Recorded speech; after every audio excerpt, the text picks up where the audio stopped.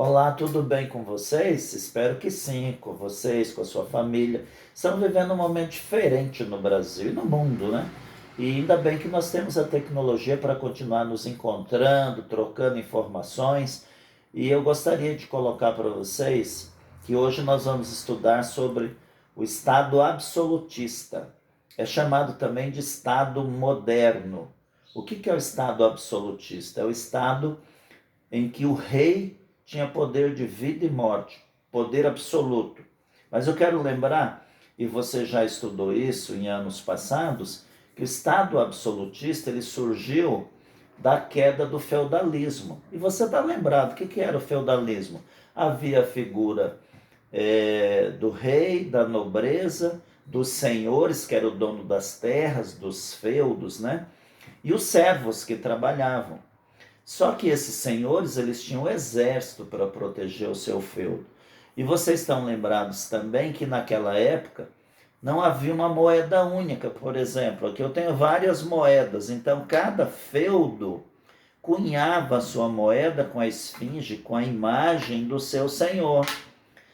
Porque antes das moedas, o comércio era feito por troca, se chama geralmente por escambo. Né? Então lá a pessoa produzia sapato, precisava de tecido, ia lá e trocava com quem produzia tecido.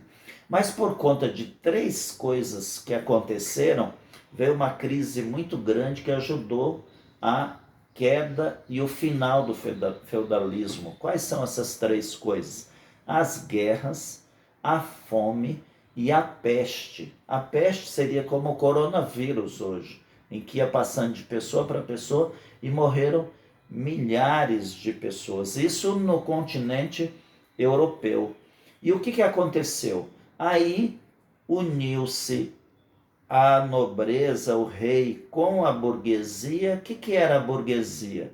Era quem habitava num burgo dentro do feudo, e esse burgo, então, era a pessoa que tinha mais dinheiro, daí surge o termo burguesia.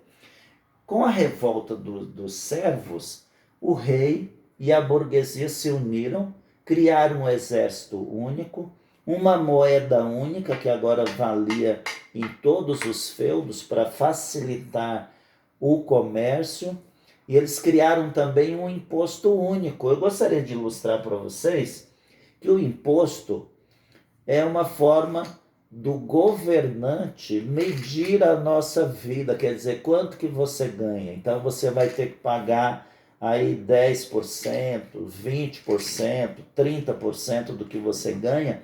E esse imposto único gerou muita grana para o rei, e aí ele pôde ter um exército forte. Por isso que ele tem um poder político agora, ele tem o poder de reprimir, de prender, de mandar matar. Então aí nós temos, com o final do feudalismo, surge então o Estado absolutista ou o Estado moderno. E o que possibilitou o surgimento desse Estado moderno? Como a gente falou, essas crises do feudalismo. E o que o rei, com a burguesia, começaram a fazer? Eles começaram a dominar a vida das pessoas, política, economicamente e socialmente. E dentro do Estado moderno, nós vamos ver a questão do mercantilismo. É um tema que nós vamos estudar depois, na sequência, mas a gente já viu em aulas passadas aí, com vocês do segundo ano, a questão de o resultado do mercantilismo, inclusive para o surgimento do Brasil. E por que surgiu o mercantilismo? Porque agora, com uma moeda única, facilitou o comércio, começou-se então a haver circulação maior de mercadoria, lucro maior, e a gente tem algumas coisas que eu gostaria de falar. Por quê? Com a invenção, por exemplo, da bússola, do astrolábio, a navegação começou a ser mais ampla. E é aí onde o Colombo vai descobrir a América, é onde Cabral vai chegar, onde hoje são as terras do Brasil.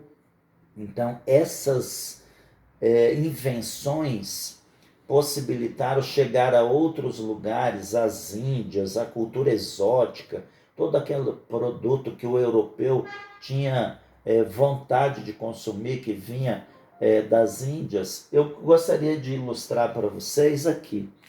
Vamos supor que no feudalismo a carruagem e o comércio era muito limitado, né? Então carregava poucas coisas.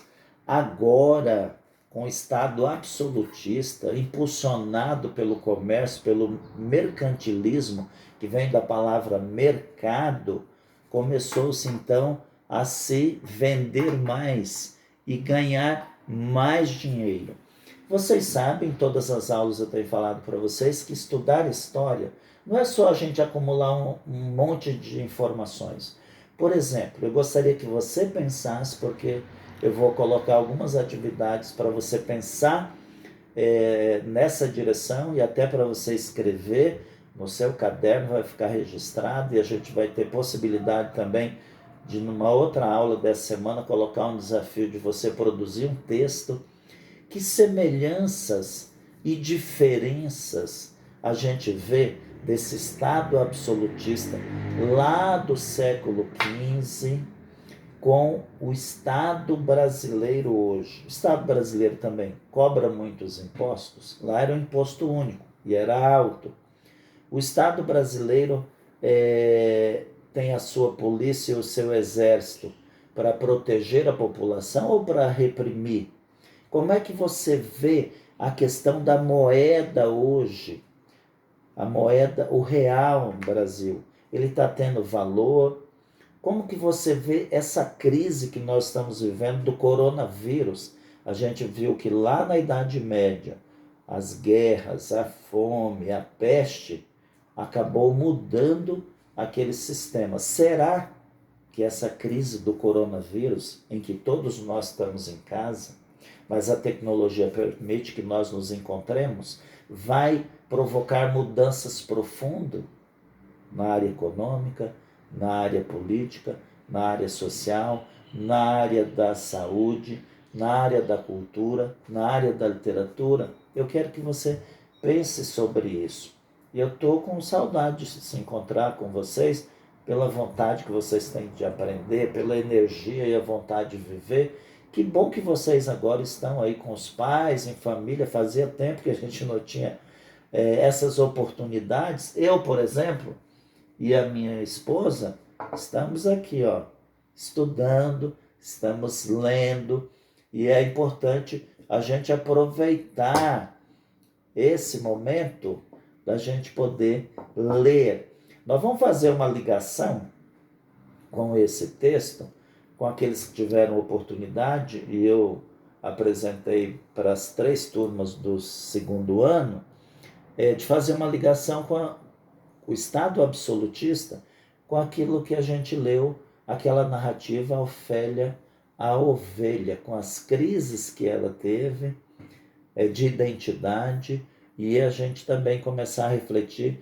sobre o Brasil de hoje, se nós estamos tendo crises de identidade. Por quê? Nós saímos lá da Idade Média para uma energia do catavento e agora nós estamos na energia da informática, de chegar a todos os lugares. Eu vou postar aí na pasta do segundo ano um roteiro de atividade que você pode fazer. Vou postar também algumas imagens de páginas sobre o Estado absolutista para você ler e dar mais subsídios para você. Espero que você tenha gostado do vídeo. Eu preferi produzir um vídeo com a minha aula do que pegar vídeos prontos. E eu respeito também quem está usando vídeos prontos.